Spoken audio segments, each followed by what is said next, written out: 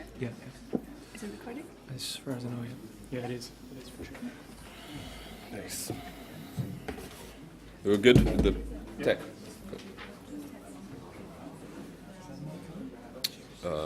Yeah.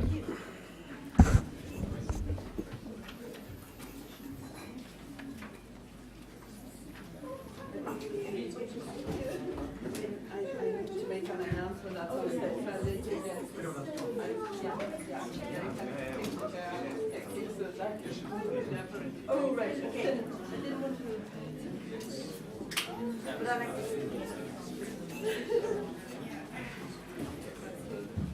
You got a handout, Maria?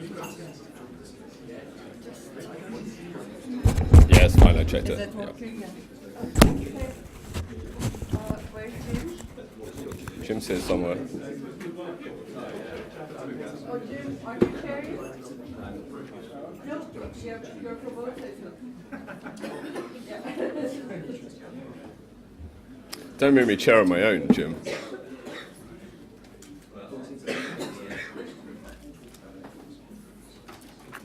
Actually, I'll grab my handout.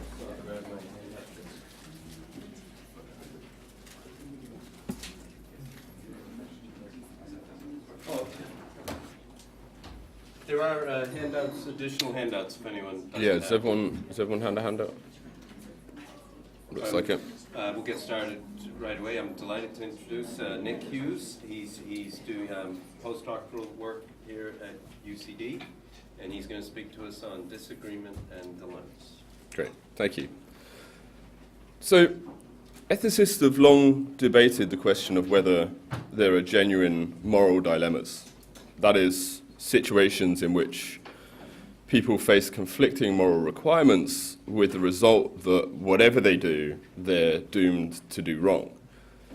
But the question of whether there are genuine epistemic dilemmas in which people face conflicting epistemic requirements has received surprisingly little attention from epistemologists.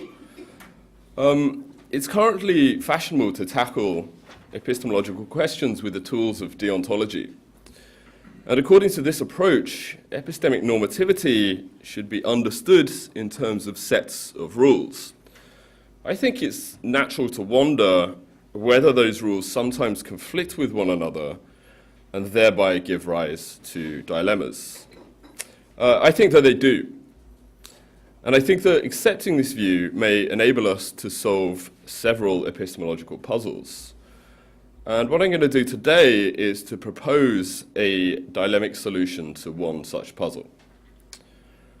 So I'll get to the puzzle shortly, but first I want to give you a bit of background about the context that it arises in.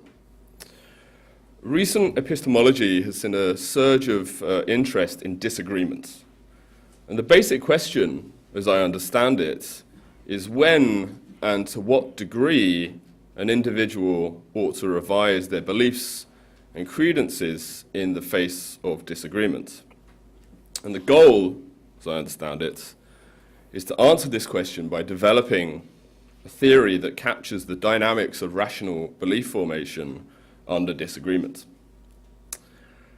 So some cases are very easy. If A is far more informed about some subject matter than B is, then A need not downgrade or revise her belief about the subject simply because B disagrees with her. So, for example, if a child tells a planetary scientist that the moon is made of cheese, the scientist doesn't thereby acquire a reason to downgrade her belief that it isn't. She should stick to her guns, and the child should defer to the testimony of an epistemic superior. Cases like that are pretty easy to figure out what the party should do in the face of disagreements, epistemically speaking. But there are also harder cases. So suppose that A and B are epistemic peers when it comes to a particular subject matter. And that's just to say that roughly that they are equally intelligent, well-informed, honest, free from bias, and that they share the same evidence, that they have equally good track records when it comes to the subject matter, and so on. The question of when and how epistemic peers should revise their beliefs when they disagree with one another is much harder question to answer. Suppose, for instance, that two logicians, Ruth and Alonso, are interested in whether P logically follows from a set of assumptions S. And Alonso works hard on the issue and comes to the conclusion that P does indeed follow from S. He then consults Ruth, who he knows to be his epistemic peer when it comes to these kind of things. And Ruth tells him that she's come to the conclusion that P does not follow from S. So how, if at all, and if at all to what degree, should Alonso revise his belief that P follows from S upon learning that Ruth disagrees with him?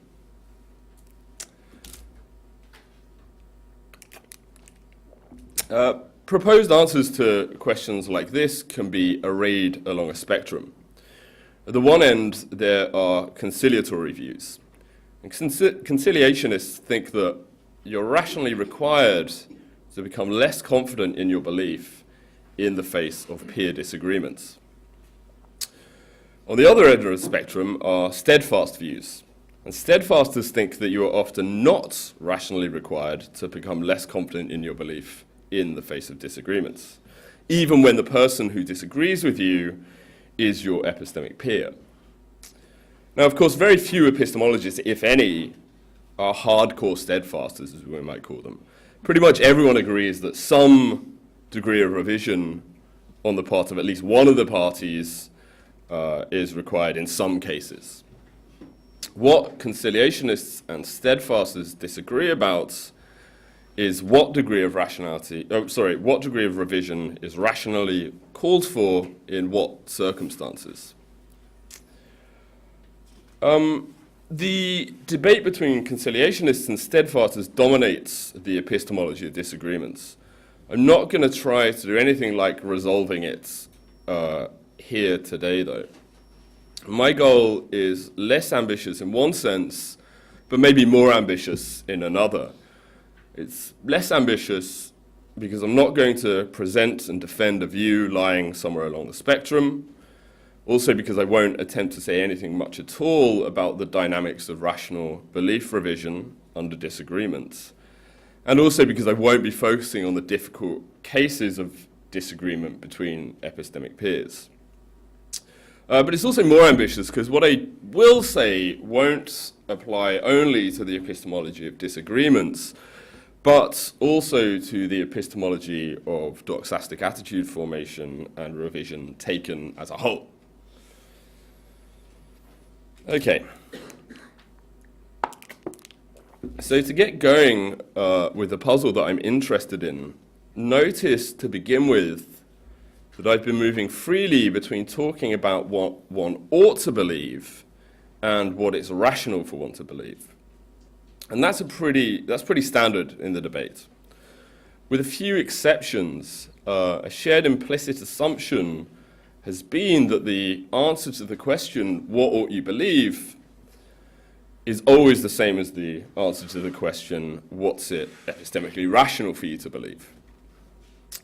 And I think this can look like an innocuous claim, an innocuous assumption, since the claim that I've labeled R on your handouts looks quite plausible. And R simply states that one ought, epistemically speaking, to be epistemically rational. Seems pretty plausible, but I think we should be careful here because there's another claim, which I've labeled T on your handouts, that also looks plausible. And T says that one ought, epistemically, to only believe truths. Now, there's plenty of scope for disagreement about how the oughts in T and R should be interpreted. But I think it's hard to deny that there's at least some sense or senses in which both of them are true. Moreover, each of them looks to be in some sense non-optional. If they were merely optional, then there would be nothing wrong with self-consciously disregarding them and so nothing wrong with holding beliefs that one knows to be false or knows to be irrational. But there seems to be something very wrong from the epistemic point of view with holding such beliefs. So it looks then like you ought only believe truths and that you ought to be epistemically rational. Now, no problem, you might think. We've got a general epistemology of doxastic attitude formation cashed out in the coin of deontology, which we can apply to the more specific case of the epistemology of disagreement. Great, we're sorted.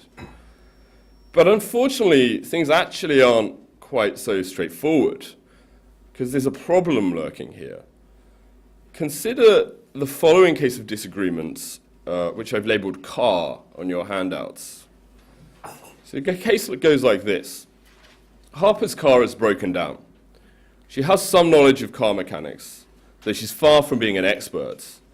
And after a preliminary inspection, she comes to the conclusion that the fault lies either with the spark plug or with the starter motor.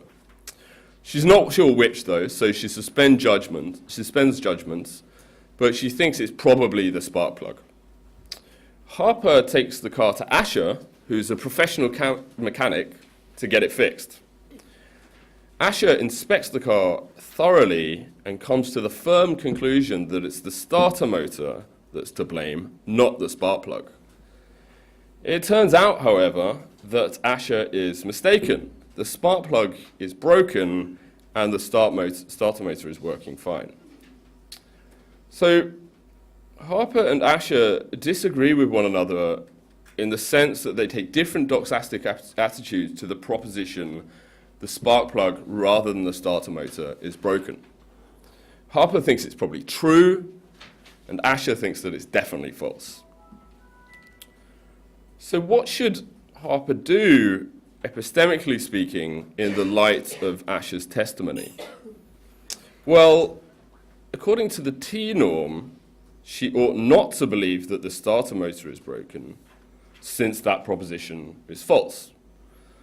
But she hasn't acquired any new evidence suggesting that the spark plug is broken, so presumably she should continue to suspend judgment on the matter, albeit perhaps with slightly changed credences.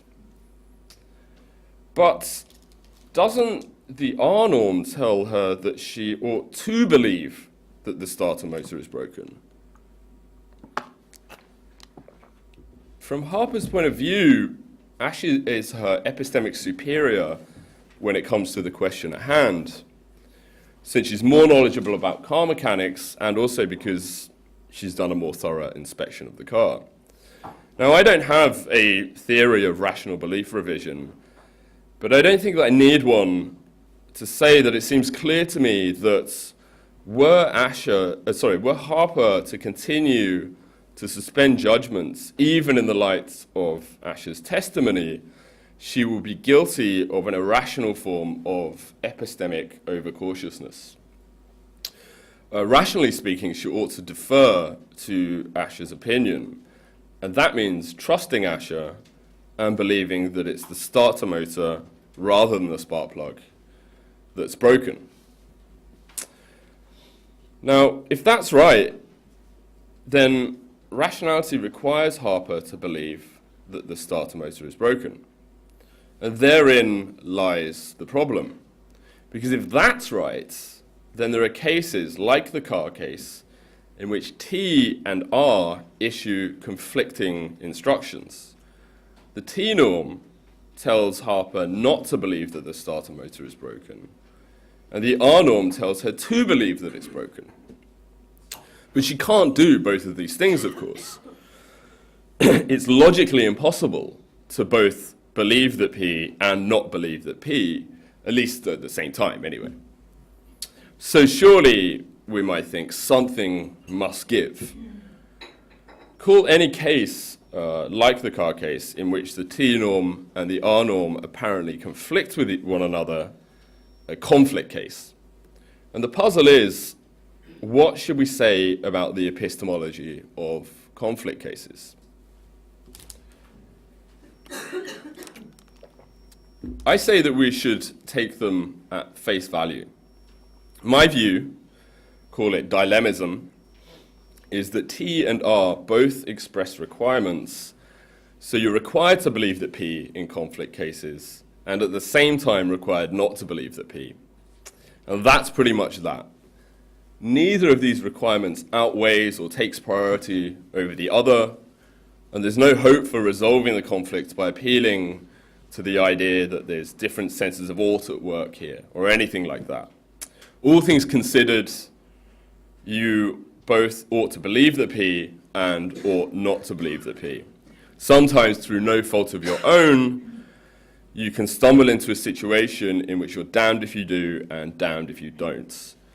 Just as there are moral dilemmas in which you fall short of living up to the standards of morality, whatever you do, so too are there epistemic dilemmas. Life is hard. Okay, so let me say a few things about this view. First off, why do I think that T and R both express requirements? Well, because it seems to me that this hypothesis best explains the way in which we interact with them. So let's start with T here then. I think that several points speak in favor of thinking of it as a epistemic requirement. So for one thing, as I mentioned earlier, conformity with T looks to be decidedly non-optional. And in that respect, it has something important in common with requirements. If you're required to phi, then phi-ing isn't optional in the way that it would be if it was supererogatory or merely recommended. You must do it. It's a requirement. But I also think we can go a little bit further than that. So first, notice that when we recognize that we don't conform to T, that is, when we come to learn that something we believe is false, or that something we disbelieve is true, we take this to be a reason to revise the relevant doxastic attitude. We don't just carry on as though nothing was wrong. Secondly, notice also that we normally judge those who fail to conform with T to be epistemically blameworthy unless they have a good excuse for doing so. And thirdly, it seems just somehow wrong to think that someone who's come to recognize that they don't conform with T can nevertheless stick to their guns and maintain that they're within their rights to carry on holding on to the belief. Of course, they are within their rights in some sense. We're not going to throw them in jail for sticking with a false belief. But they don't seem to be within their epistemic rights, as it were. They've done something wrong, and now they need to do something about it. So these seem to me to be the marks of a requirement. They are, I think, exactly the kinds of practices that we would expect to see were one required to believe only truths. And moreover, it's hard to see what other normative category the T-norm might fall into. So if you ought to believe only truths, but you're not required to, then presumably T merely expresses a recommendation. But that doesn't seem right, because when phi-ing is recommended but not required, and someone criticizes you for not phi-ing, then you can legitimately turn around and say, look, I was within my rights to do this. You know, it wasn't required to do it. It was recommended, but I was within my rights not to. Since phi-ing was not required, it was up to you, so to speak, whether or not to do it. But as I just pointed out, that doesn't seem like an appropriate response when it comes to violations of the T-norm. Okay, so what about R? Well, the same points seem to me to apply here as well.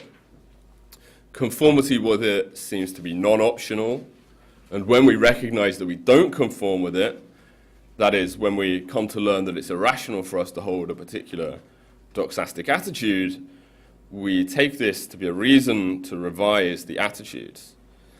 As with the T-norm, we don't just carry on as though nothing was wrong.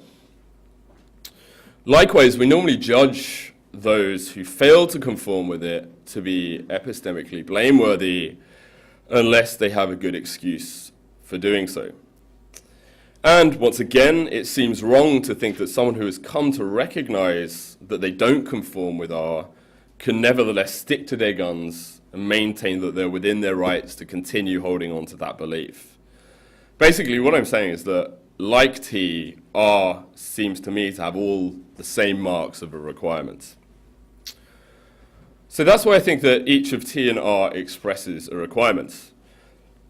Let me say a few more things about the view. So it's worth mentioning, and you've probably already noticed this, that whilst the analogy with moral dilemmas is useful and for the most part accurate, it isn't quite perfect, because those who face moral dilemmas are usually in a position to know about it. They usually know that there are mutually incompatible courses of action, each of which has a moral claim on them. But the kind of epistemic dilemmas that I claim exist aren't like that.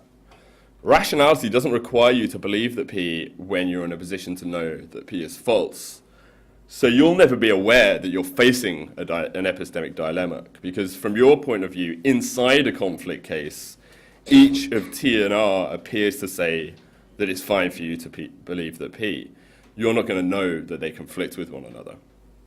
I maintain that this makes no difference. I think you can be in a bind without knowing it. But for the same reason, I'm not claiming that life is quite as hard as you might think I am. Whilst I think that you face an epistemic dilemma in conflict cases, I don't think that you're necessarily epistemically blameworthy, whatever attitude you take towards P. The deontic and the hyperlogical realms don't perfectly align. And so it's possible for you to fail to do what's required of you without being an appropriate target of blame, provided that you have a good excuse. And if you believe that P in a conflict case, then you have an excellent excuse, namely that from your point of view, it looked like you were in accordance with both T and R. Still, that doesn't mean that you haven't done anything wrong, since only wrongdoing needs excusing in the first place, after all. Let me also be clear about another way in which I'm not claiming that life is quite as hard as you might think I am. I'm obviously not suggesting that every case of disagreement is a conflict case. And dilemmism isn't only a view about conflict cases. It also has things to say about non-conflict cases. So in many cases of disagreement, T and R don't conflict with one another. Think back to the planetary scientist told by a child that the moon is made of cheese. Clearly, rationality doesn't require the scientist to defer to the child in this case, and so there's no conflict between T and R. According to dilemmism, the scientist ought to stick to her guns here. And in general, when it's rational for you to believe that P and P is true, dilemmism tells you to believe that P. When it's rational for you to disbelieve that P and P is false, dilemmism tells you to disbelieve that P. And when it's rational for you to suspend judgment on P, dilemmism tells you to suspend. So the dilemma view isn't that disagreement always places you in a dilemma, only that it sometimes can. When T and R concord with one another, that's to say when you're not in a conflict case, dilemmism says that you're required to conform to each of them, and that doing so presents no special difficulties. So finally, although I've focused here on the way in which disagreement can put one into an epistemic dilemma situation, it should be clear that the dilemic view isn't specifically a theory about the epistemology of disagreements. It has implications for how we should think about disagreements, but it's a broader view than that. It's a theory about the epistemology of doxastic attitude formation taken as a whole, as it were. Consider the case that I've labeled mug on your handouts, which involves no disagreement. So Harper has just woken up and is in the kitchen making breakfast. She wants to make a cup of tea, and she'd prefer to drink it from her favourite mug. Remembering that she left it in the dishwasher last night, she takes a look in there and sees what appears to be her favourite mug sitting on the top rack where she left it last night. On the basis of her visual experience, she forms the belief that her favourite mug is in the dishwasher. Alas, however, Harper is deceived. Last night, while she was sleeping, a thief broke in, stole her mug, and replaced it with an identical-looking replica. So there's no disagreement between Harper and anyone else here, since there's no one else around for her to disagree with in the first place. Still, T and R conflict with one another in this case. R requires Harper to believe that her favourite mug is in the dishwasher, and T requires her not to. According to the dilemic view, Harper faces a dilemma here. Disagreement can give rise to situations in which one faces an epistemic dilemma, but so does every situation in which rationality requires one to believe a falsehood. Okay, so obviously dilemmism isn't the only potential solution to the puzzle that I've posed. There's quite a few other ways of approaching it, which I won't go into here. We can talk about them in the Q&A if you want, although I have to admit I'd much prefer to hear what you think about the possible weaknesses of dilemmism, but it's up to you anyway. For now, instead, I want to talk about what I see as the virtues of the dilemic view. So what can be said in its favour? The answer, I think, is not that it has a lot of nice little benefits, but rather that it has a few big ones. So firstly, dilemmism vindicates the idea that T and R are both genuine epistemic norms, and so it allows us to keep both of them. I think that that's a big plus for the view. Both of them are absolutely central to our understanding about how one ought to go about forming one's beliefs, and we may find ourselves forced to give up one or the other if things get desperate, but I don't think that we should do so lightly. There ought to be a strong presumption in favour of each of them, and since dilemmism allows us to save the appearances here, that, I think, makes it an attractive view. Secondly, because it interprets them as issuing requirements, dilemmism also vindicates the idea that T and R are both non-optional, and also vindicates the idea that, vindicates the way in which we interact with them. If you're required to phi, then phiing isn't optional in the way that it would be if it were merely supererogatory or merely recommended. You must do it. And if you must do it, then it makes sense that we regulate our practices of revision and criticism concerning these norms in the way that we do. So once again, dilemmism, I think, saves the appearances here, and again, that's to its credit. Thirdly, dilemmism does all this in a very straightforward and simple way. It provides an epistemology of doxastic attitude formation developed with a well-recognized and well-understood normative property, namely that of requirements, whilst at the same time both avoiding the need to posit any kind of error theory for T and R, and also at the same time avoiding the need to appeal to a multitude of normative properties or statuses. So each of these points, I think, the fact that it vindicates T and R, the fact that it vindicates the idea that both are non-optional, and the fact that it does these things in a very straightforward and simple way should, I suggest, carry substantial weight when we consider the pros and cons of dilemmism versus the alternatives. My inclination is to think that they should make it a presumptive frontrunner against rival solutions to the puzzle. Okay, so in closing, let me say this. I don't expect many people to find dilemmism intuitive. Indeed, whilst the view hasn't received much attention in the literature, Some of those with whom I've discussed it have responded with something I suspect is akin to the incredulous stare that David Lewis famously encountered upon presenting the theory of modal realism. Surely, the response goes, whatever the solution to the puzzle is, it can't be that. Sometimes they've added that it doesn't even have the form of a solution in the first place. And one exception to the lack of discussion in print, but certainly not the incredulity, is John Gibbons in his book, The Norm of Belief.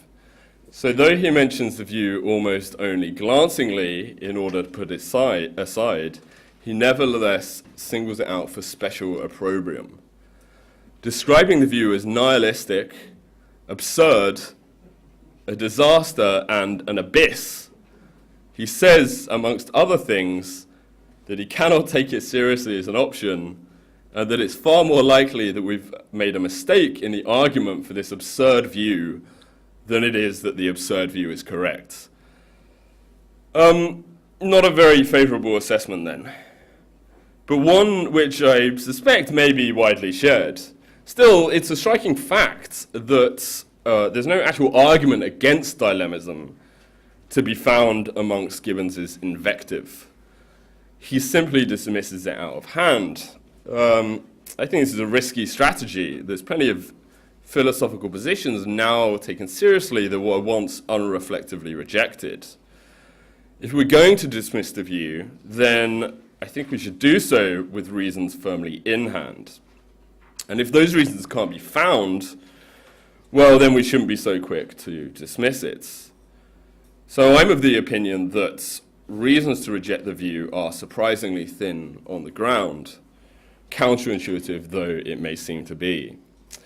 But I hope we can discuss what might be said against it in the Q&A. And for now, I'm going to wrap up. So thank you very much. Thanks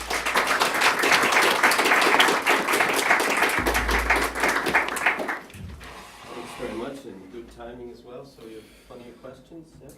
1, 2, 3, 4, 5, 6. Okay. So, I hope I can keep that. I didn't get all those names, but we'll see what we can do. Okay. So rational belief forming processes aren't perfect. I take it as the sort of basic things going on here. Sometimes I can have good reason to believe something that turns out to be false. Yeah. It's kind of remarkable that such an apparently strong view comes out of this. Why isn't this an attractive alternative? It seems like there's a certain type of equivocation going on where really what we've learned is that we should be context sensitive, but in a very mundane way about when I'm believing something for good reason. There's a context which is this kind of broadly speaking externalist context where I say, well, is it true? And there's a broadly speaking internalist context which says, well, have I used a rational belief formation, insert whatever you want. Mm-hmm. And it seems like what we've actually learned is that the question of whether or not I believe something for good reasons or whatever is actually context sensitive to whether or not I'm thinking about it in this externally truthy way or in this internally rational belief forming way. And the reason that this is such a mundane version of pluralism is that, of course, we don't have access to the externalist one without it being through some of those kinds of internally things. So it's not a very problematic or scary kind of context sensitivity. And that seems like something which, so really it's just that the dilemma is based on some sort of a scope of implications. So is the idea, sorry. That looks kind of attractive and not so apparently shocking. So is the idea here that in some contexts, when we say you ought to believe that P, we're interested in kind of by the standards of rationality, and in other cases when we say you ought to believe that P or not to believe that P, we're doing so in the context of interest in the truth. So I guess I don't really think that helps. Here's an analogy. So suppose that you ought to, legally speaking, you ought to phi. But morally speaking, you ought not phi. Now suppose that you care about both adhering to the law and adhering to the moral law, as you might call it. So now I've been told that, well, we can sort of disambiguate in some way. No, you ought in the kind of legal sense to phi, but in the moral sense you ought not to phi. Well, that doesn't resolve my difficult decision that I face, which is I care about both doing what's only doing what's legal and also only doing what's moral, and I'm going to inevitably violate one of those standards, whatever I do. So I still face a kind of dilemma in which I'm, as it were, damned if I do and damned if I don't. So I don't really. So I think of. I don't really see what the relevant difference is between that kind of case and the kind of case that I'm talking about, because I think that we do care about believing only truths, and we do care about being rational, or we ought to at least, care about believing truths and being rational. These cases, we can't do both of them. So you're screwed whatever you do. You're doing something wrong, whatever doxastic attitude you take towards the proposition. There are lots of questions. Yeah, Okay. when Adam, were you one of the first 3 or 4 that I picked out over here, were you? Or are you adding yourself? Oh, I'm sorry, I'm after. I'm a new hand. A new hand. Okay, I had 3 or 4 people here. Go ahead. Yeah. What about ultra possum nemo obligator? The old Sorry, say again? principle from Roman law that says that you are not obliged to do something that is not within your power. Yeah. Now, if truth transcends warranted assertability, that is, if some realistic notion of truth is correct, then the norm that you ought to believe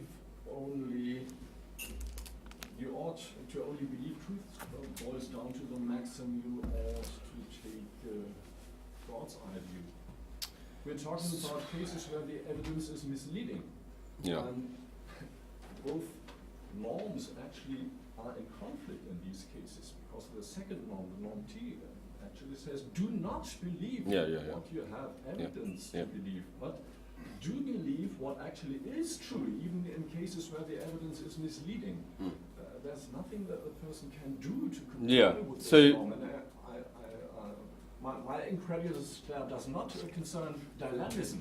It concerns T, because it flies in the face of ultra posse nemo obligator. So is the thing that you just said that I can't pronounce, is that the ought implies can principle, basically?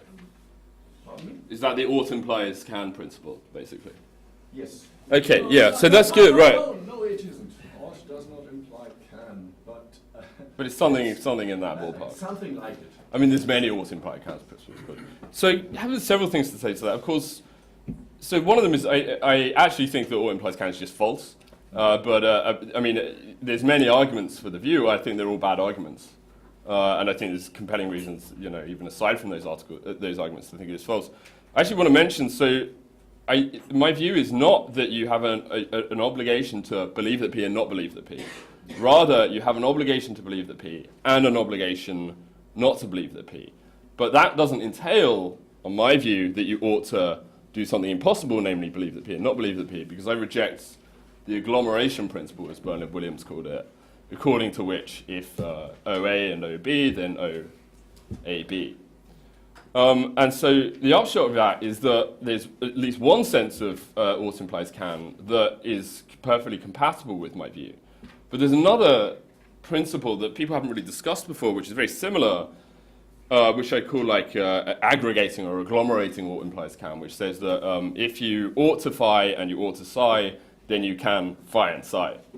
And it isn't compatible with that principle.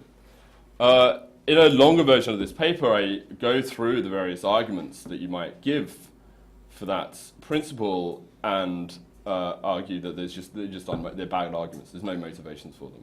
But there's a second point, I think, to what you're saying, which is that in these kind of situations I've described, you can't believe the truth, right? Because in some kind of voluntary sense, you can't make yourself believe the truth when your evidence, points a different way.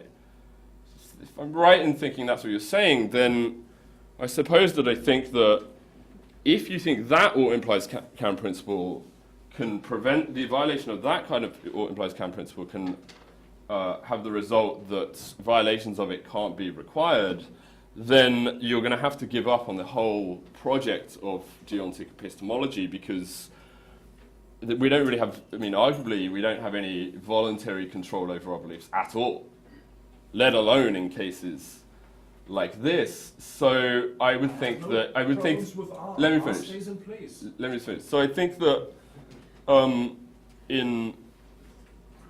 if you use that kind of argument against my view, then you're going to end up having to go so much further that you give up the entire project of deontic epistemology that I'm interested in. So you might want to do that, but to the extent that you do, then we have radically different approaches to epistemology, and that's a much bigger debate to have.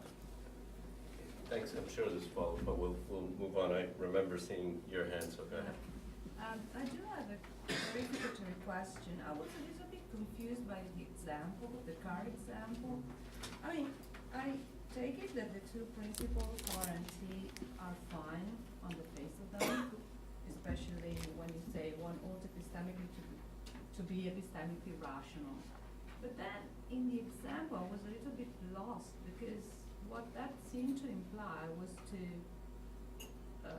at least defer to the expert. But that is a very different thing from just saying that you ought epistemically to be rational. So can you spell out the connection a little bit more? Because as you construe the case, the name, I can't remember what's her name. Harper had some evidence in favor of the opposite of what the expert said, and so it's not entirely obvious that in your case, in your example, you're just making use of R. You're actually supplementing it with a lot of So I think there's assumptions. right. So if you can just So say something about that. So the way I was thinking of the case is this: so there's a general principle says you take the doxastic attitude, or attitude is more than one, that it's rational for you to take.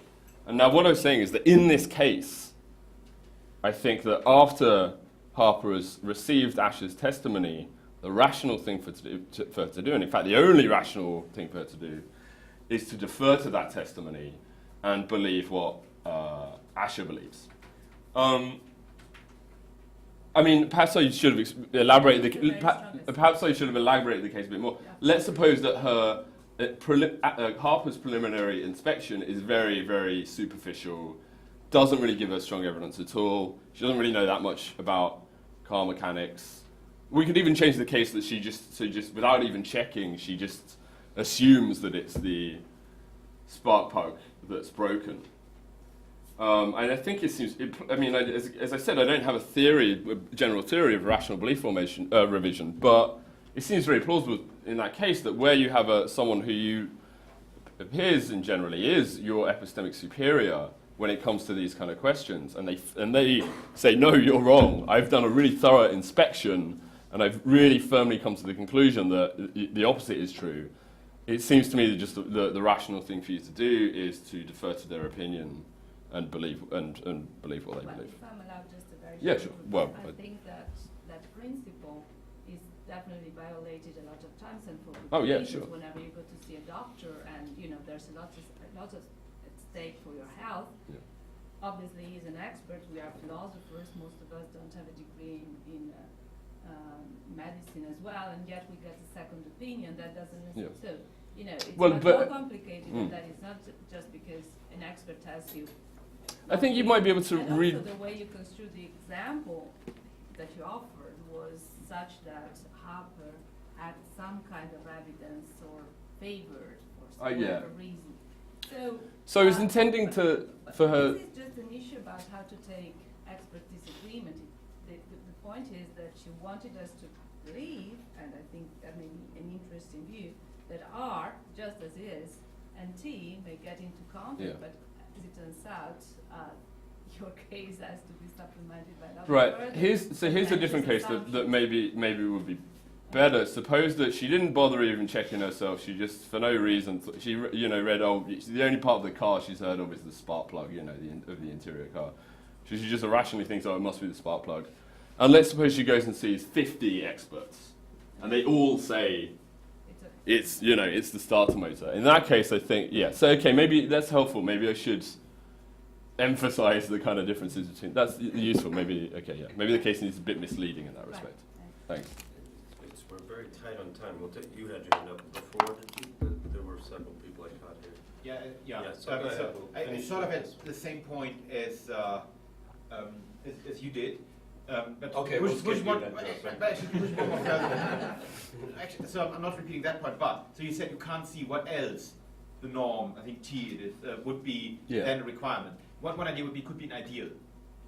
Okay. So it could be something that ideally, you know, you don't believe anything that's false, but since it's not really up to you to always believe the truth, because there might be these cases of deception, it could be something else than a requirement, it could be an ideal. Yeah, I think And then that's, you wouldn't get a yeah. proper I've been worrying about this. I think that's a good question. I mean, one concern I have is that something can be an ideal and also required. In the same way that something, I thought people might mention the idea of the aim of belief here, but something similar. You know, something can be my aim, and also, and at the same time, be something that I'm required to do. So, for example, if an old person falls on the street and no one else is around, I might have the aim of helping them by picking them up and dusting them down and calling a doctor, maybe. And also, at the same time, be morally required to do that. Yeah. So, I don't think it's enough just to say that T expresses an aim or an ideal, because then that still leaves open the question, well, is it required? And I think if you say it isn't required, well, then what normative category does it fit into? The obvious one would be something that's recommended. But then when we look at the way the recommendations function, that it doesn't seem to fit neatly with how we treat the norms T and R. For, if someone's recommended but optional, then, someone who fails to adhere to it can turn around and say, well, it was only recommended, it wasn't required to do it. You imagine when you set your students the compulsory reading, for a syllabus, and then the and then the recommended reading. It seems to be we don't treat the norms T and R in the same way that we would treat someone the recommended rather than required reading on the syllabus reading list. So I just see it's difficult to see what else it could be except a requirement. Apologies to all the 6 or 7 people that were that. We've got to sort of finish up, but I saw Paul had a finger. Maybe we'll just finish. Well, I mean, it's very continuous with the line of questioning, but this structure here is they're not on the par. There is the aim of belief, which is the belief truth, the only truth, and the idea is that you have to do it indirectly because there's no direct connection, and so you pursue it by pursuing what is rational. It's the same. Look, if you have You pursue it by look at the evidence. Looking at evidence, and what we know is, so one could rewrite these things in a number of ways to remove the dilemmic character. One ought doxastically to believe only the truth. One ought epistemically to believe what's rational. Let's move away from the example. You ought to buy low and sell high. That's the overall norm that you're trying to fulfill. But you don't have a direct way of doing this. What you do is you use markers, technical markers, fundamental markers, whatever. Those are the only things that you can directly try to satisfy in an epistemically rational, responsible way.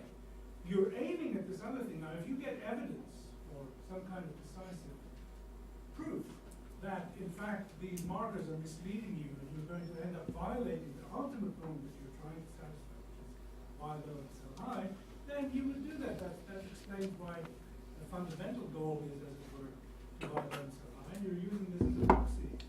Yeah. Structure. I mean, I think that you said that we don't have direct access to the truth, or you could say knowledge as well, given that it's fact of state. Of course, in many cases we do. I can just see that something's true. That's when they don't conflict. Okay, so but we have the case that the thing that really drives people to say that the fundamental assessment, the rational assessment, the normative assessment that is conducted on you, even though we know what it's aiming at, is through R, is because of the inverted cases. If I take you and I invert you, you're going to immediately start violating norm T all over the place. Yeah. But you would be crazy to believe anything other than what you believe. I agree. Yeah. So Right, I agree, but and for that reason, I think that you're not kind of epistemically blameworthy or criticizable when you're inverted. Yeah. But I think that one can be required to do something, and yet not appropriately criticized or blamed for doing it.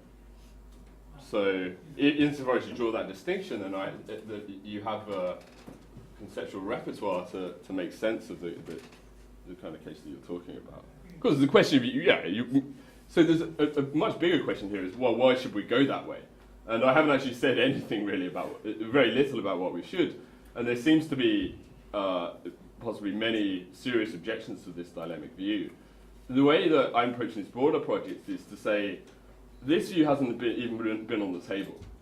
And I think because people have dismissed it out of hand for reasons that I don't think are very good. And once you look at these reasons that I suspect people are rejecting it and recognize that they're very good, then it kind of gets, it gets put in the mix with the other views, and then we can have a discussion about these kind of things. But yeah, I mean, that's a fair point. This is a much bigger topic than, I've been able to present now. So that's helpful, thanks. Okay, I think we'll thank Nick for a clear. Cool. Thank you. And we're going to move rapidly on to Hugh Price. His paper, the title of the paper is My Dinner with Andrea,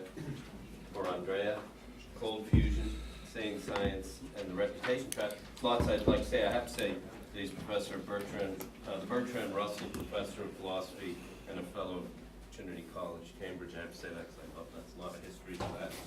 And, but also just to say Hugh's work ranges over philosophy of language, history of analytic philosophy, pragmatism, naturalism, also philosophy of science, quantum physics. So appropriately for a philosopher, it ranges over everything.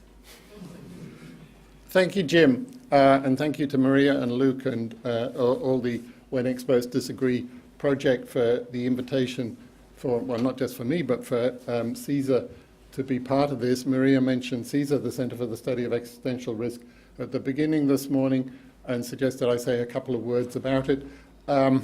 Cesar is now about 4 or 5 years old. It's a center focused on trying to direct a bit more attention to possible extreme, even species-threatening risks arising mainly from new technologies. We're mainly focused on those ones because at the beginning when we started up, it seemed to us that those were the rather understudied ones. I mean, we knew quite a lot about asteroid risk and supervolcano risk, but very little about possible species-threatening risks from, say, synthetic biology or AI.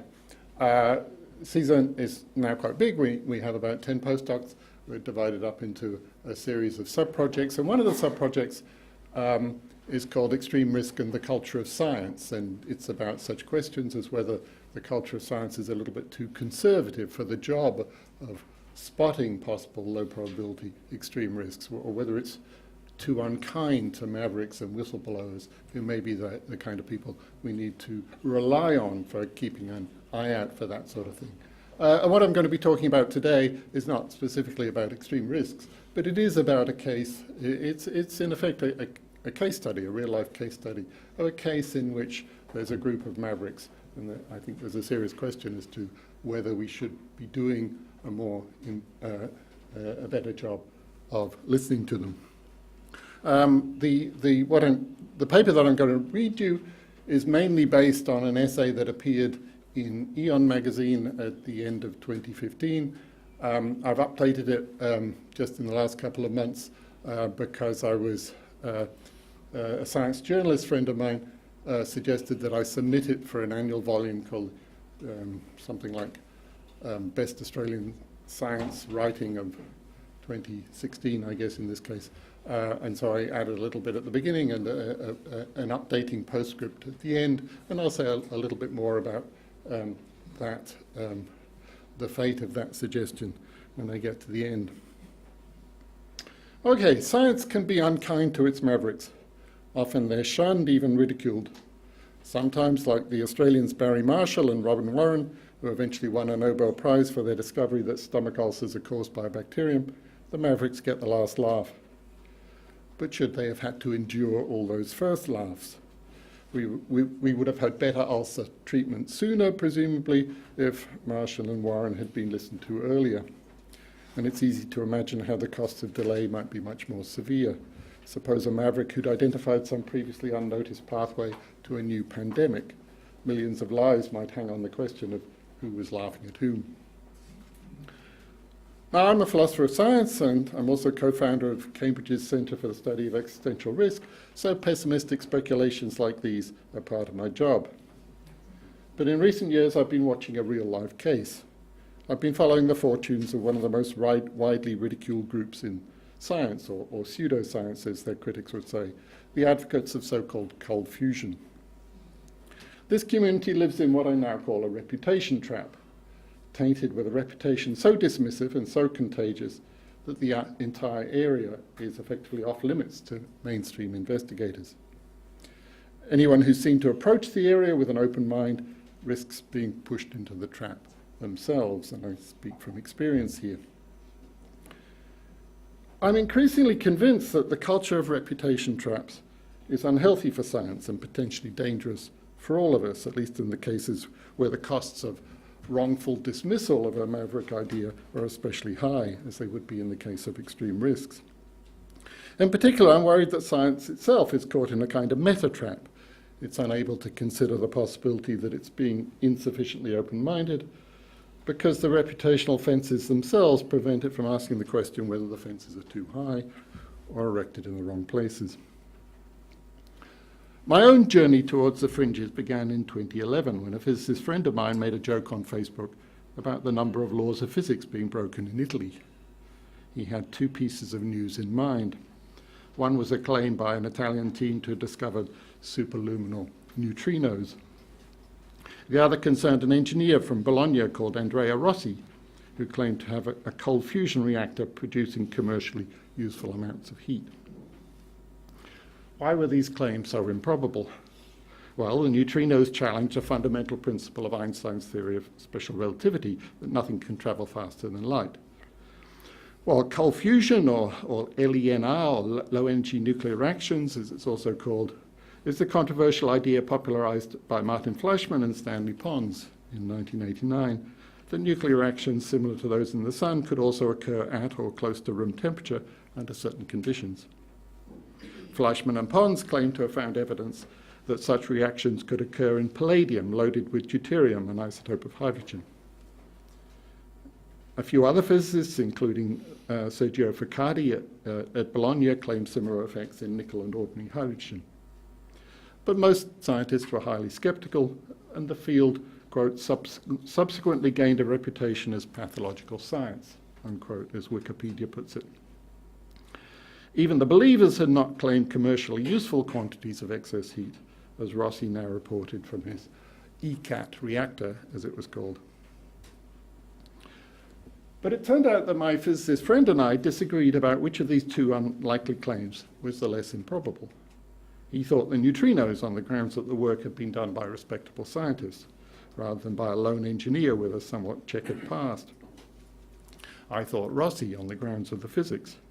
Superluminal neutrinos would overturn a fundamental tenet of relativity, but all Rossi needed was a previously unnoticed channel to a reservoir of energy whose existence is not in doubt. We know that huge amounts of energy are locked up in a metastable nuclear configurations, trapped like water behind a dam. There's no known way to get useful access to that energy at low temperatures, but so far as I know, there was no watertight argument that no such method exists. Well, my physicist friend agreed with me about the physics, and so has every other physicist I've asked about it since. But he still put more weight on the sociological factors, reputation, as it were. So we agreed to bet a dinner on the issue. My friend would pay if Rossi turned out to have something genuine, and I would pay if the neutrinos came up trumps. We'd split the bill if, as then seemed highly likely, both claims turned out to be false. Well, it soon became clear that I wasn't going to lose. The neutrinos were scratched from the race when it turned out that someone on the team of respectable scientists had failed to tighten an optical lead correctly. But Rossi seemed to be going from strength to strength. While it's fair to say that the jury is still out, literally, as we'll see, there's been a lot of good news for my hopes of a free dinner in the past few years. There were two reports in 2013 and 2014 of tests of Rossi's device by teams of Swedish and Italian physicists whose scientific credentials are not in doubt. and who'd had access to one of his devices for extended periods, a month for the second test. Both reports claimed levels of excess heat far beyond anything explicable in chemical terms in the tester's view. And the second report also claimed isotopic shifts in the composition of the fuel. And since then, there have been several reports of duplications by experimenters in Russia and China, guided by details in the 2014 report. More recently, this was by late 2015, Rossi was granted a US patent for one of his devices, previously refused on the grounds that insufficient evidence had been provided that the technique worked as claimed. There were credible reports that a 1 megawatt version of his device, producing many times the energy that it consumes, had been on trial in an industrial plant in Florida for months, with good results so far. And Rossi's US backer and licensee, a person called Tom Darden, a respectable North Carolina-based industrialist with a long track record of investment in pollution-reducing industries, have been increasingly willing to speak out in support of the LENR technology field. Another investor, the UK-based Woodford Funds, reported that it had conducted a rigorous due diligence process that has taken 2.5 years. Also in 2015, there was a paper by two senior Swedish physicists, Rickard Lundin and Hans Lidgren, proposing a mechanism for Rossi's results, inspired in part by the second of two test reports mentioned above. Lundin and Lidgren say that, quote, the experimental results by Rossi and co-workers and their ECAT reactor provide the best experimental verification of the process that they propose. Now, as I say, I don't propose that this evidence is conclusive, even collectively. It's still conceivable that there's fraud involved, as many skeptics have claimed, or some large and persistent measurement error. Yet, by late 2015, these alternatives seem to be becoming increasingly unlikely, which seemed to be good news for my dinner prospects. Moreover, Rossi was not the only person claiming commercially relevant results from LENR by this stage. Another prominent example was Robert Goads of Brilluin Energy, who was profiled in a Norwegian newspaper piece in 2015. So if you wanted to dismiss Rossi on the grounds that he's claiming something impossible, one of those explanations, either fraud or massive error, needs to work for Goads too. So you can see why I began salivating at the thought of my dinner with Andrea, as I was calling it, with a hat tip to Louis Malle, in honor of the man who would be playing the absent guest of honor if my physicist friend was paying. And it was not only my stomach that was becoming increasingly engaged with this fascinating story. I'm a philosopher of science, and my brain was finding it engrossing too. What do I mean? Well, it hadn't escaped my attention that there's a lot more than a free dinner at stake. Imagine that someone had a working hot fusion reactor in Florida, assembled as Rossi's 1 megawatt device was reported to be in a couple of shipping containers, and producing several hundred kilowatts of excess power month after month in apparent safety. That would be huge news, obviously. As several people have noticed, a new clean source of energy would be really, really useful right about now. But if the potential news is that big, why haven't most of you have heard about Rossi or Goads or any of the other people who've been working in this area for many years in some cases? And this is where things get interesting from a philosopher of science's point of view. As a question about sociology, the answer is obvious. Cold fusion is dismissed as pseudoscience, the kind of thing that respectable scientists and science journalists simply don't talk about unless to remind us of its disgrace. As a recent Fortune piece puts it, the Fleischmann and Pons, quote, experiment was eventually debunked, and since then the term cold fusion has become almost synonymous with scientific chicanery, unquote. And in this case, the author of the piece is blithely reproducing the orthodox view in the lead-in to his interview with Tom Darden, who tells them a completely different story in the interview, and who's certainly put his money where his mouth is. Ever since 1989, in fact, the whole subject has been largely off limits in the mainstream scientific circles and scientific media. Authors who do put their head above the parapet are ignored or rebuked. Most recently, Lundin and Lidgrim, who I mentioned earlier, two Swedish physicists, they report that they submitted their paper to the journal Plasma Physics and Controlled Fusion, but that the editors declined to have it reviewed, and that even the non-peer-reviewed preprint server, archive.org, refused to accept it. So, as a matter of sociology, it's easy to see why Rossi gets little serious attention, why an interview with Tom Darden associates him with scientific chicanery, and why I hope some of you are having doubts about me for writing about the subject in a way that indicates that I'm prepared to consider it seriously. If so, hold that attitude. I want to explain why I take it to reflect a pathology in our present version of the scientific method. And my task will be easier if you're still suffering from the symptoms. Sociology is one thing, rational explanation is another. It's very hard to extract from this history any satisfactory justification for ignoring recent work on LENR. After all, the standard line is that the rejection of cold fusion in 1989 turned on the failure to replicate the claims of Fleischmann and Pons. Yet if that were the real reason, then the rejection would have to be provisional. Failure to replicate couldn't possibly be more than provisional. Empirical science is a fallible business, as any good scientist would acknowledge. In that case, well-done results claiming to overturn the failure to replicate would certainly be of great interest. Perhaps the failure to replicate wasn't crucial after all. Perhaps we know on theoretical grounds alone that cold fusion is impossible.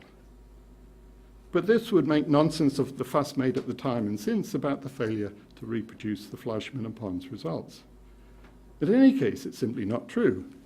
As I said at the beginning, what physicists actually say, in my experience, is that although LENR is highly unlikely, we can't say that it's impossible.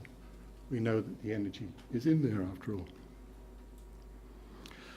No doubt one could find some physicists who would claim it was impossible, but they might like to recall the case of Lord Rutherford, greatest nuclear physicist of his day, who famously claimed that, quote, anyone who expects a source of power from transformation of atoms is talking moonshine, end quote. He said that, I think it was in the Times, the very day before Leo Szilard, prompted by newspaper reports of Rutherford's remarks, figured out the principles of the chain reaction that makes nuclear fission usable as an energy source, peaceful or otherwise. Szilard figured it out while he was crossing the road at Russell Square in London, and said afterwards that as he crossed the road, the world changed. This is not to deny that there's truth in the principle popularized by Carl Sagan that extraordinary claims require extraordinary evidence. We should certainly be very cautious about such surprising claims unless and until we amass a great deal of evidence. But this is not a reason for ignoring such evidence in the first place or for refusing to contemplate the possibility that it might exist. As Robert Goad said recently, it is sad that such people say that science should be driven by data and results, but at the same time refuse to look at the actual results. Again, there's a sociological explanation why few people are willing to look at the evidence. They put their reputations at risk by doing so. Cold fusion is tainted and the taint is contagious. Anyone seen to take it seriously risks contamination themselves. So the subject is stuck in a place that is largely inaccessible to reason, a reputation trap, as we might call it. People outside the trap won't go near it for fear of falling in. As Richard Lundin puts it, one of those Swedish physicists again, if there's something scientists fear, it's to become like pariahs. People inside the trap are already regarded as disreputable, an attitude that trumps any efforts they might make to argue their way out by reason and evidence. Now, outsiders might be surprised how well populated the trap actually is in the case of cold fusion and LENR. The field never entirely went away, nor vanished from the laboratories of respectable institutions. Rossi's own background is not in these laboratories, but he acknowledges that his methods owe much to those who are or were, especially to the late Sergio Friccardi, one of the pioneers of the field. To anyone willing to listen, the community will say that they've amassed a great deal of evidence of excess heat, not explicable in chemical terms, and of various markers of nuclear processes. Some, including a team at one of Italy's leading research centres, say that they have many replications of Fleischmann and Pons's results. So again, the explanation for ignoring these claims can't be that other attempts failed 25 years ago. That makes no sense at all. Rather, it's the reputation trap. The results are ignored because they concern cold fusion, which we know to be pseudoscience. We know it because attempts to replicate these experiments failed 25 years ago. The reasoning is still entirely circular, but the reputation trap gives its conclusion a convincing mark of respectability. That's how the trap works. 50 years ago, Thomas Kuhn taught us that this is the usual way for science to deal with paradigm-threatening anomalies. The borders of dominant paradigms are often protected by reputation traps, which deter all but the most reckless or brilliant critics. If LENR were an ordinary piece of science or proposed science, the challenge by Rossi and others would provide some fascinating spectator sport for philosophers and historians of science. A Kuhnian revolution waiting to happen, perhaps, with threats to the stability of the reputation trap now clearly in view. We could take our seats on the sidelines and wait to see whether walls fall, whether distinguished skeptics end up with egg on their faces. As Lucretius put it, pleasant it is to behold great encounters of warfare arrayed over the plains with no part of yours in the peril. So this would have been plenty to explain why I've been finding Rossi's apparent progress so engaging to my head as well as my taste buds, as it were. But there's more, much more. None of us, even philosophers, are mere spectators in this case. We all have skin in the game, and parts, indeed, a planet, quite seriously in peril. We're like a thirsty town, desperate for a new water supply. What we drink now is slowly killing us, killing the planet. We know that there's an abundant supply of clean, cheap water trapped behind the dam. The problem is to find a way to tap it. A couple of engineers thought that they'd found a way 25 years ago, but they couldn't make it work reliably, and the profession turned against them. Since then, there's been a huge reputation cost to any engineer who takes up the issue. Put this way, it's easy to see an argument that we've been shooting ourselves in the foot. In a case like this, there's very little cost to a false positive, to investing some time and money in an avenue that turns out eventually to go nowhere, but there may be a huge cost to a false negative. If Rossi, Godes, Lundin, Lidgren, and others do turn out to have something useful, something that can make some useful contribution to meeting our desperate need for clean, cheap energy, we'll have wasted a generation of progress by dumping cold fusion in the reputation trap. What we should have done instead is to have engineered the exact opposite of a reputation trap, an X-Prize-like reward for the first reliable replication of Fleischmann and Pons results above some commercial bar, perhaps. So now I can explain what I meant earlier when I asked you to hold on to the thought that I must be a bit flaky myself, if that's your reaction to my willingness to take cold fusion seriously. If you do think that, at least if you think it without having studied the evidence for yourself, then your reaction is a symptom of the reputation trap.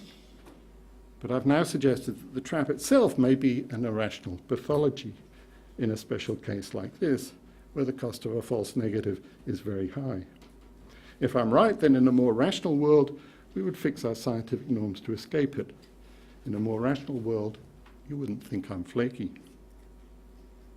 I don't need to deny that your reaction is an appropriate one by the standards of science as we currently practice it, or that those standards work pretty well in general.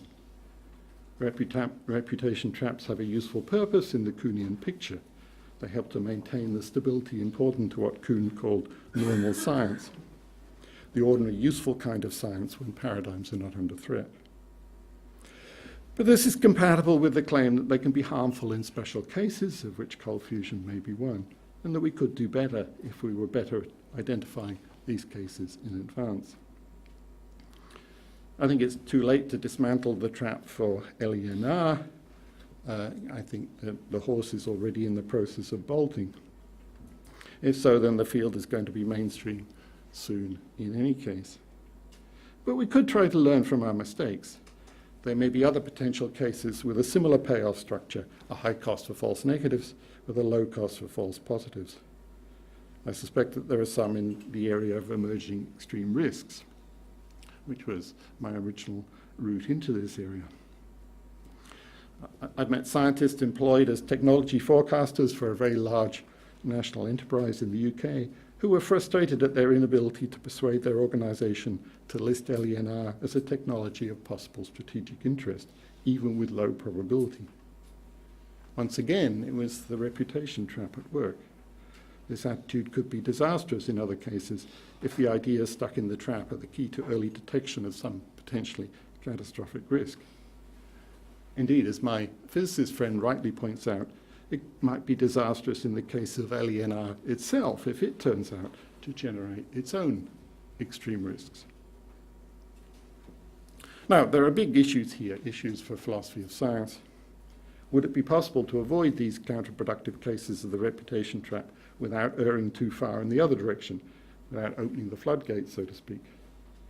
I'm not sure, but I think it's important to put the question on the table. If LENR does develop in the direction I now think quite likely, we may be able to salvage something from the mistakes of this case. I'll close with some words from Tom Darden from a speech at a conference called ICCF. This is a sort of annual series of conferences for people who work in this area. And in April 2015, the meeting was held the international meeting was held in Padua in Italy. If the field is indeed in the process of digging itself out of the reputation trap, then Darden deserves much of the credit, I think. Either way, his attitude displays the kind of cautious open-mindedness that has been so lacking in reactions to the field for most of its history. The attitude I'm recommending that we should be doing our best to cultivate in cases with a similar payoff structure. Darden describes how he came to invest in LENR. Until quite recently, he says he shared the conventional view that the subject was dead. But several independent inquiries about LENR within a matter of weeks convinced him that there was something worth investigating.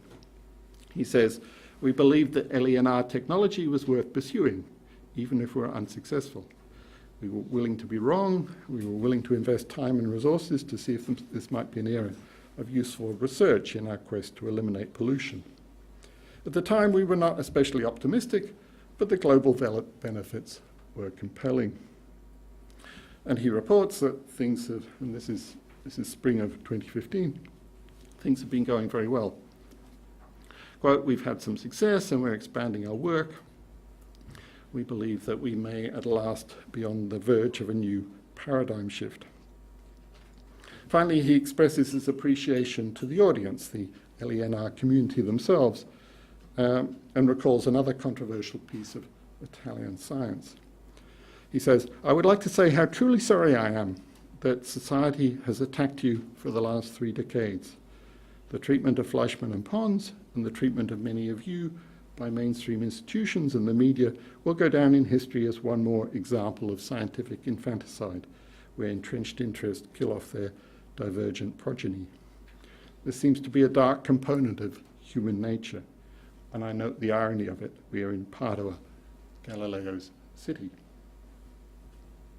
Now, of course, it would be very easy to overstate the analogy between mainstream institutions of science and the Inquisition, but it isn't entirely empty. If we refuse to acknowledge the possibility that existing scientific institutions are not working as well as they might, we do something to reinforce it. If the reputation trap makes it impossible to question the role of the reputation trap, then the Cardinals are winning. Okay, so that was my piece from late 2015. And I now want to give you a short postscript that I wrote a couple of months ago, sort of updating on, I think, various interesting things that have happened in the field since then. It's now more than a year since I wrote about these ideas in Eon. How has LENR been faring? About Rossi's ECAT, I said above that the jury was still out. This has now become literally true. The rumoured one-year test of Rossi's 1 megawatt reactor was completed in spring of 2016. As predicted, the verdict of the appointed expert responsible for validation, or ERV, was strongly positive.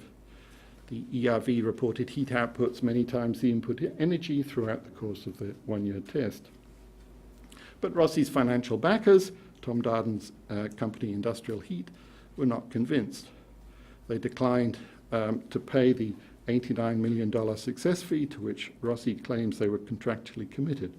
And Rossi took them to court, and that's where things stand. The court case actually started just last week. But the pre-trial discovery process has already revealed a fascinating mass of information about Rossi's plant, about his history with Industrial Heat, and about their interest in LENR in general. Industrial Heat appear to want to distance themselves from Rossi, but show no sign of regretting their commitment to the field as a whole. On the contrary, they appear to be seeking to accumulate as much as possible of the potential IP, as any rational investor would, presumably, if convinced that there was actually something there. Elsewhere in the LENR field, there have been several interesting new announcements of positive results. One of the most striking is a report by the respective lab SRI International, based in Menlo Park in California, of reactors provided by Robert Goads' Brillouin Energy, whom I mentioned above. Brillouin Energy is also backed in part, I think, by Industrial Heat. The SRI tester summarizes his results as follows. He says, we report here on the two most recent 9 months we report here on 9 months of extensive testing in Brillouin's 2 original reactors operated at its Berkeley laboratory, and in the past 2 months with the second unit having been further situated at SRI. Brillouin has manufactured 5 identical metal cores and has consecutively tested each one of them in its 2 reactors, seemingly producing the same controlled heat outputs repeatedly. Since its reconstruction and calibration, I have been able to corroborate that the reactor system moved to SRI continues to produce similar LENR reaction heat that it produced in the Berkeley laboratory at Brillouin. Together with my prior data review, it's now clear that these very similar results are independent of the system's location or operator. This transportable and reproducible reactor system is extremely important and extremely rare. These 2 characteristics, coupled with the ability to start and stop the reaction at will, are, to my knowledge, unique in the LENR field to date. But actually, this SRI report is not the only recent claim of reliable and reproducible results. Another came from the Condensed Matter Nuclear Science Department at Tohoku University in Sendai, Japan, a program supported by the Japanese Clean Planet Initiative. They too report highly reproducible excess heat.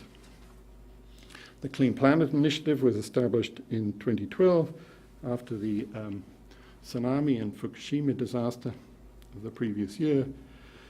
And it's an enthusiastic backer of research on LENR. The reputation trap seems always to have been much shallower in Japan, where there's a long history of LENR research by groups including Mitsubishi and Toyota. And what there was of it, what there was of the reputation trap, seems to have been decisively swept away by the tragic events of 2011. In the West, it's still a different matter. but there are a few new cracks in the wall. In September 2016, New Scientist published an article entitled "Cold Fusion, Science's Most Controversial Technology is Back," reporting on a surge of commercial interest in LENR. Here's a few lines from that article. It says, "You won't hear the words cold fusion, but substantial sums of money are quietly pouring into a field now known as low-energy nuclear reactions, or LENR. Earlier this year, the US House of Representatives Committee on Armed Services declared it was, quote, aware of recent positive developments, unquote, in developing LENRs, and noted their potential to, quote, produce ultra-clean, low-cost renewable energy, end quote, and their, quote, strong national security implications, end quote. Highlighting, too, the interest of Russia, China, Israel, and India, it suggested that the US could not afford to be left behind and requested that the Secretary of Defense provide a briefing. I think that briefing was due in September 2016, but as far as I know, it hasn't been made public. But as if to cover its reputational basis, the New Scientist accompanied this piece with an unfriendly editorial, dismissing the suggestion that there's now a case for public funding of LENR research. Quote, taxpayer money could provide credibility and ensure that the results are properly reported rather than just rumoured. And if there is anything to cold fusion, it would be in the public interest for it to be investigated properly. But that's an enormous if. There's still no compelling reason to think that cold fusion will work. Let those with money to burn take the risk, and if proven right, the rewards for their chutzpah too. For the rest of us, cold fusion is better off left out in the cold. Now, in my view, that editorial is yet another sad example of the irrational pathology of the reputation trap. Why? Well, imagine an analogy. You're marooned on Mars when the rest of the expedition leaves without you. Food is running short, but you could improve your chances by growing your own. Unfortunately for you, the only available source of fertilizer is the packaged waste from your former teammates, the crap they gave you before they left, as it were. There's no compelling reason to think that this malodorous option will actually save you, but it's the best option in a tight corner. You hold your nose and you get to work. So let's agree with the New Scientist that there's still no compelling reason to think that cold fusion will solve our energy crisis. That's a very different matter from having a compelling reason to think that it won't. Our planet is in a very, very tight corner. How high does the probability need to be before it makes sense for us to hold our reputational noses and join the search? If there's one important difference between these two cases, the Martian case and this case, it's that the stench of the reputation trap is an artifact of the culture of science itself, not an inflexible byproduct of the biophysics of human byproducts, as it were. If we agreed to take LENR seriously, the odour would simply vanish. So a better analogy might be with the castaway who starves to death on a fertile island because gardening and fishing are taboo for a man of his high caste. As in that case, the obstacle to doing the rational thing is one we've created for ourselves. When the New Scientist says that not many respectable scientists would touch cold fusion, a quote from its editorial, it's playing its own role in the cultural processes that maintain the obstacle, adding a new small smear to the opprobrium with which cold fusion is coated. The resulting odour keeps us all in a trap, not only by preventing us from exploring a significant part of a desperately needed solution space, but also at what philosophers call the meta level, by discouraging us even from raising the possibility that such a prohibition might be deeply irrational.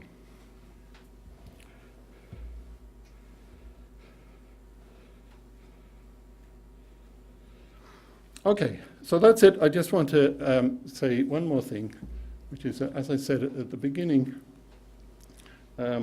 I added that postscript and rewrote the beginning slightly because a science journalist friend of mine, somebody who writes for The Guardian, suggested that I could submit it to an annual publication of Australian science writing. So I did that, and he submitted it on my behalf. But it wasn't accepted because there was a physicist on the panel who decided that this wasn't a respectable enough subject for an annual of Australian science writing. So even something written in this way, you know what the content is. You know that it's about the sociology of this case. It's written by the Bertrand Russell Professor at the University of Cambridge. But it still can't get by some anonymous Australian physicist who thinks it's his duty to police the reputation trap in this way. Thank you. I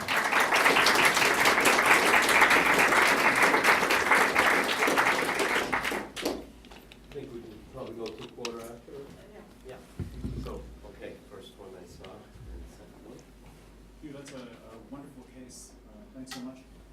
Could you tell us something more about what you call the pretrial discovery of the court case? In other words, what was the rationale given by the funding body for not keeping to their prior promises? Was it a scientific one? Was it something else? What was the rationale? Well, the person who could give you a better answer than me on this is Alan Smith, who's sitting in front of you, whom I met for the first time at our workshop on scientific mavericks in Cambridge, and who is, among other things, runs the world's only cold fusion science supply company, and is also a moderator on one of the main internet forums on which these things are discussed. I think it's complicated. They have claimed that they haven't been able to replicate any of his results independently, although that seems to be one of the things that's disputed, because, among other things, emails have been revealed in which they seem to be saying that they did. There are questions about whether, in particular, I think they must be questioning the report of the person called the expert responsible for validation, because that report said that the thing had produced many times more energy than it had used over 12 months. Alan, would you like to add anything? I could add something to that. It is, as you said, an incredibly complex situation.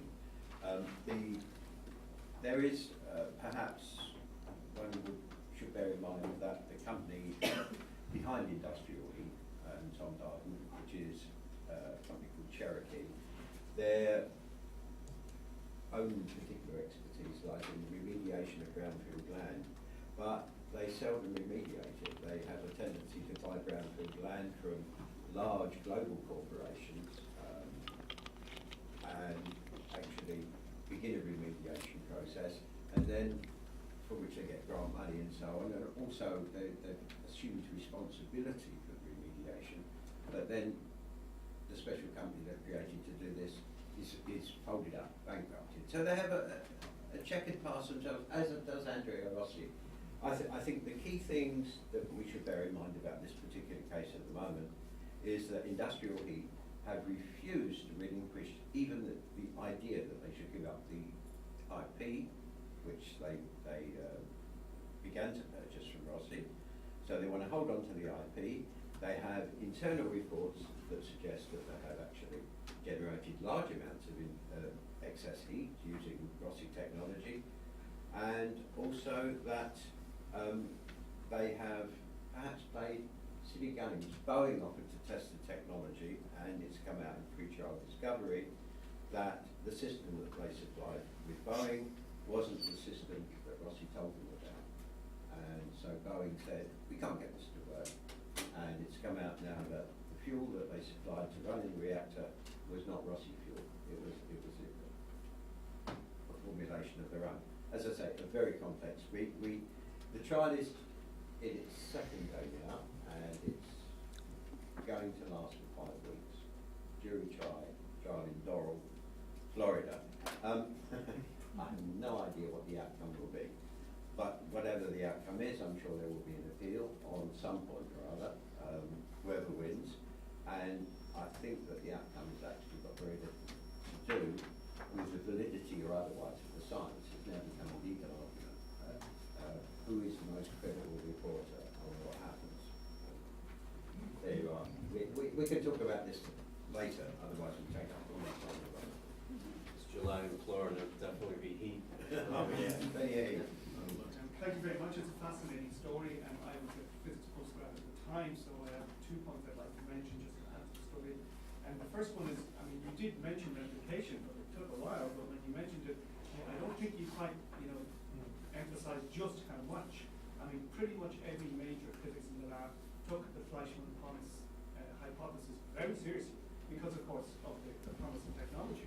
It wasn't necessarily fusion, of course. The fact that this massive equal release, everybody was interested. Of the 60 postgrads that were in Trinity in my time, 20 were taken up their PhDs to work on that alone, for 2 or 3 years. So I think there's a sociological thing that's quite interesting. Science doesn't forgive too easily when it turned out that they couldn't reproduce the heat, never mind the fusion stuff, but the experimental fact that they could not replicate the results, that you're absolutely right about muscle with reputation damage in that sense. The whole area was very seriously contaminated, because I think by about 3 or 4 years, whether it was MIT, Harvard, Trinity, anyone else, everybody had decided we wasted enough time with this, so that was a very, very black mark. But it is, I mean, if you can't replicate something in science, it's not to say it can't be replicated in the future, but it's a very black mark. What supervisor is going to put this student up? So that's my first point. The second point, so it's the extent of the replication. The second point is a theoretical one. I always think philosophers get this slightly wrong. I mean, yes, everybody was very interested that, there's so many things about the lattice we don't know, therefore it could be future. But I mean, the feeling among most physicists was it could have been 100 things. There was no particular reason to assume it was nuclear fusion, except for the amount of heat, which of course nobody could replicate. So, the theoretical underpinnings, the fact that nobody quite understood the lattice wasn't necessarily a positive. When you're doing something in the lab, you need a model and a mechanism to have in mind to test. The fact that they didn't really know what to test was really a negative. That there was a feeling of working in the dark, if you like in the early days of superconductivity. They didn't understand what the mechanism would be. And the fact that Fleischmann and Pons themselves were physical chemists, if I remember rightly, and not physicists, when everybody communicated, including my group, about how to build a rig, there was a huge amount of uncertainty. So that's the second thing. And then the last thing I'd say is, I mean, if your thesis was correct, in the last year, how do you explain, I've read at least 10 papers. In the trade, most people call it low energy reactions. You're right, it's LENR, but the whole debate about it is whether it's a nuclear reaction at all. That's what the debate's about. So most people at conferences call it low energy reactions. But it certainly isn't dead. I would argue what's much more interesting is it was terribly damaged. But I don't think it's dead. I think there's lots of people who sort of do with it. Well, yeah, I mean, on the last point, I agree that it's not dead. I mean, as I noted, people who are not aware of these things are going to be surprised by how many people there are in this community working on these things, and also perhaps surprised by the fact that there are parts of the world in which they're getting, like Japan, where they're getting large funding. And so, from that point of view, the opprobrium with which the field is still treated in some circles, well reflected in the New Scientist editorial from just a few months ago that I gave you. I would be wary of that science journalism. I rarely read things about physics in New Scientists that I agree with. That doesn't necessarily reflect what the community thinks. Well, yeah, I've heard the same kind of attitude from many physicists, and I think the point, and again I had some quotes about the unwillingness on the part of many physicists to look at more recent evidence is a reflection of this. There is this fear that one's reputation might be tainted. I mean, I agree with you about the sort of explanation for the early sociology, that there were lots of attempts made. What people who think that the attempts were eventually successful say, among other things, is that they can now identify a flaw in a lot of those early attempts, and that they weren't doing the hydrogen loading for long enough. And so that's a respect in which the fact that Fleischmann and Pons were electrochemists, not physicists, was working to their advantage, because they understood the sort of experimental process of loading hydrogen into metal a lot better than the physicists did. So, but I'm not coming down one side or other on that. I'm just saying that if you want an answer to that, it's easy to find in the literature, and you find results from, I think, Bockris in the 90s claiming to have sort of reliable correlation between excess heat and excess tritium. Now, I mean, I think even he didn't have reliably reproducible production of excess heat. It worked sometimes, but not others. But what he did claim to have reliably was that correlation between excess heat and tritium. But no, there's a huge amount to be said on both sides, obviously. But my interest is mainly in these sociological elements. If I might, sorry, I just add something to that. There is another equally contentious field just beginning, which is an English scientist, Roger Scheuer, and the EM drive, which is kind of disputed physics, well, very much disputed, which is the idea of a propellantless rocket, where the thrust is obtained by neglecting microwaves inside a cavity. Now, I know somebody who's working on the team. Roger Scheuer has gone to China to find money, and the stories coming out of China now are remarkable. They've tested it in space, they've tested it here, they've tested it there, and the Chinese have now said, told the team in China, every satellite that we put into orbit is now going to have an EM drive in it, because they will never run out of fuel, because they run on electricity. And Guido Industries, who are also working on this, are beginning to say that they can build a 1G drive for a rocket, a payload of about 5 tons, something like that, and miles and back in a week. And they think this is entirely feasible. Yeah. A new contentious field. I mean, as you know, Alan, I think this is fascinating, but I don't think that case has the same features as this case or the extreme risk case, which is the high cost of a false negative. I think, I mean, it seems to me that where the payoff structure has that particular form, we should be more ready than we are usually to listen to mavericks, and more careful than we are usually, not you know, to tone down the language with which we dismiss these people. So that's the sort of project that we've been interested in. Cesar, we've been talking about whether it's possible to engineer a maverick room, a sort of safe space for mavericks in these particular sorts of cases. We really should finish up. Well, just a comment. I mean, I think your point is correct. I mean, I think we should facilitate high gain but high risk projects. It is true, I think, that particularly the peer review process in science and the funding mechanisms of science are probably a bit too conservative. That being said, I mean, what Cormac said is perfectly correct. I mean, at the time of Fleischmann and Pons, massive amounts of money were put into it, enormous resources were devoted to it. It was a very high opportunity cost. Graduate students lost years of research. So, I mean, the bad reputation is justified to some extent. Can we discuss that one over lunch? Yes. I think we'll thank you first, and then Maria has some announcements. Thank you.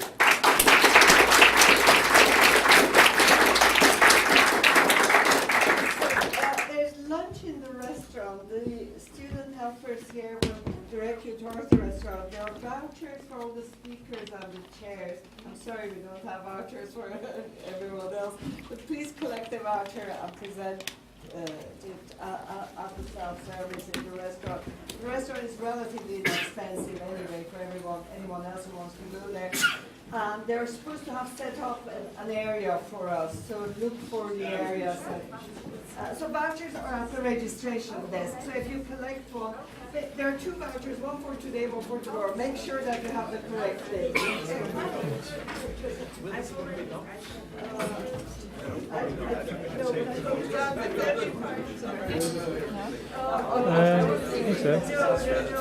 so.